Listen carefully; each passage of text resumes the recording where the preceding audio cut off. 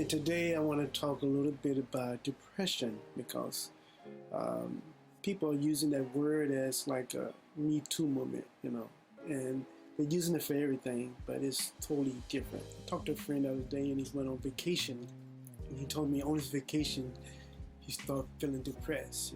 He would do short-term depression because he couldn't get what he wanted, the luxuries. And disclaimer: I'm a nurse, not a doctor, so this is not a medical advice, but I do have to tell you what my experience is in the mental health field and account, what I experienced. In my opinion, is just an opinion. There are three types of so-called depression. The first one is woe is me, the sky's falling, look at me, attention seekers depression. These are the people, like, if you break a nail, they say he broke a finger. It's like attention seekers. They say, hey, I cut myself, but it's so shallow, it's like a scratch. But they want to show the whole world that I need attention. I'm a spoiled brat. Look at me, love me. If you don't love me, I'm going to do something to myself. It's going to be your fault. Those we call attention seekers.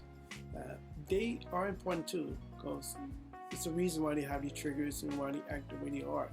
And the number two is depression is we call it long-term or short-term depression. Like these people, something tragically happened to them. Their spouse might have died in a car wreck. Their baby might have died at birth. Their mother might have died of cancer, like my mother did. And these people are going through grievances process. They're grieving. Even a breakup with a boyfriend or girlfriend, or even a divorce. Because some divorces is death of a dream. People have dreams, so they get married and they get divorced, and now these dreams died, and sometimes they want to die too. This is depression, but it's a different level of depression. And most of it is grievance, and they go to different stages of grievances. And let me say one thing right now. The book says there's time limit on it. Like, for example, the book might say, short-term depression is 3 to 6 months. If you don't do this, then blah, blah, blah. That's bullcrap. Or it might say, long-term depression should last no more than a year, a little over a year, then it's normal. I'm here to tell you that there's no such thing as normal. And don't let anybody, this is very important, tell you how long you can grieve. Anybody. Not your doctor, not your nurse, your psychiatrist, your family, your preacher, your support system, your baby daddy, whoever.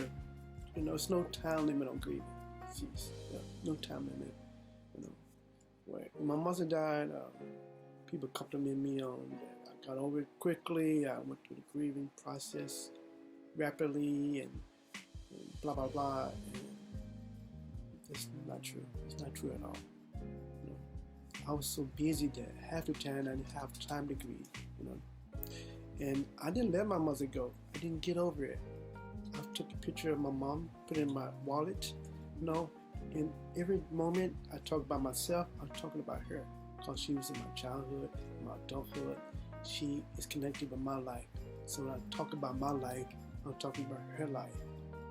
I'm always telling about her jokes, her work, the things she said.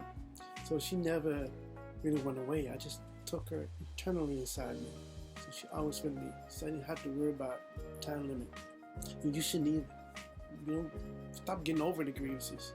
Keep the loved ones inside your heart and tell everybody you know about them.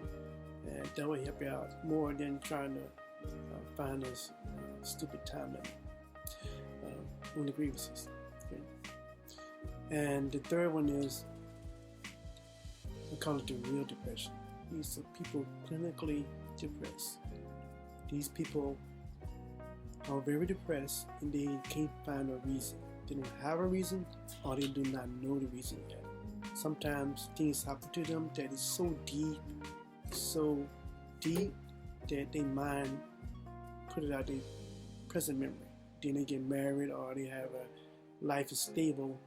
then the mind feels safe to bring all these unresolved issues up, and it's too much to handle.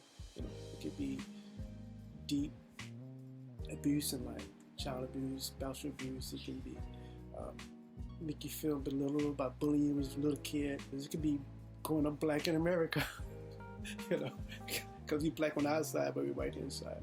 And then when we wake up, we realize, oh, wait a minute, I'm not right at all. No wonder you look at me funny, right? Because this is a short-term video, and people don't have a long attention span. Go back to number one.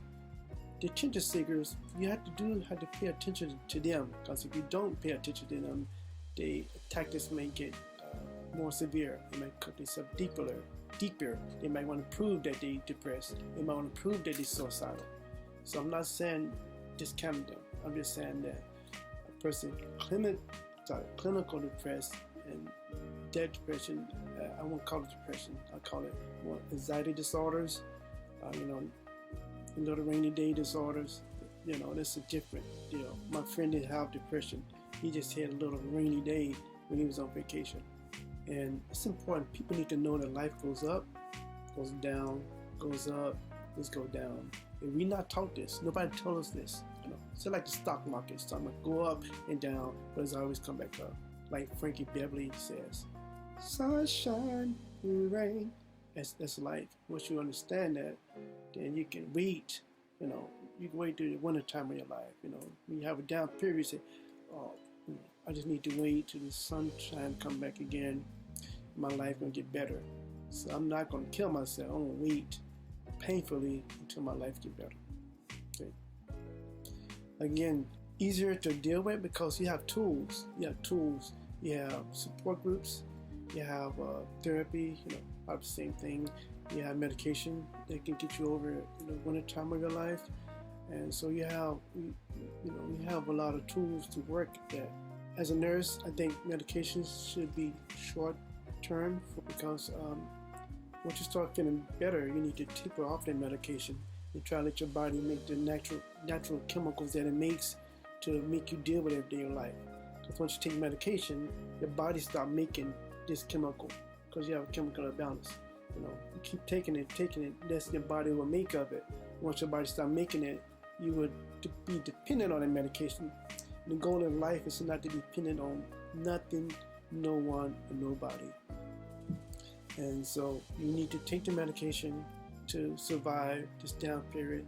When you get over it, when once you start to live with it, then you decrease the medication to get on with your life.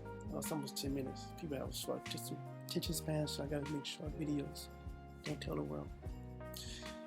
But the clinical depressions is very, very seriously. I'll say it one more time. It's very serious. It's not a joke. These people are not attention seekers. You know, they depressed for real because they can't find a reason, and everybody in their life are telling them they have no reason to be depressed. The doctor telling me they have no reason to be depressed. You know, people tell them, if I was you, I would be happy, but you're not them. And these people here, they might need medication for the long term,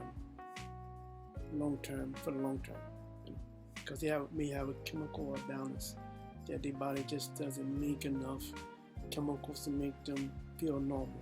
And the worst part about it is when you're on medication after a while stop working. Your body build up a tolerance and it stop working. Then the doctor has to switch medication to another medication that don't work as good, but you have to take this medication till your body build up a tolerance to that. And so the tolerance for your medication that work goes back down again. Then go back on that medication at a higher dose. So it's a very sad situation, but it's better to be medicated and alive than to be not medicated and dead, or do illegal drugs like do illegal drugs, so self-medicate, and that's even 10 times worse because there's nobody in the middle monitoring your body, monitoring the effects, or monitoring the drug itself to make sure it's safe. I want everybody to know that if you know somebody that's clinical depressed, they really need your help. Don't look at them, don't give them now to grieve over being depressed. Like I said, I didn't go into the detail because you can read books for that, and I'm not going into detail the clinical names, and this your job is to research. Okay, my job is to give you what I know as a psych nurse, you know, and that's about it. And cut it out.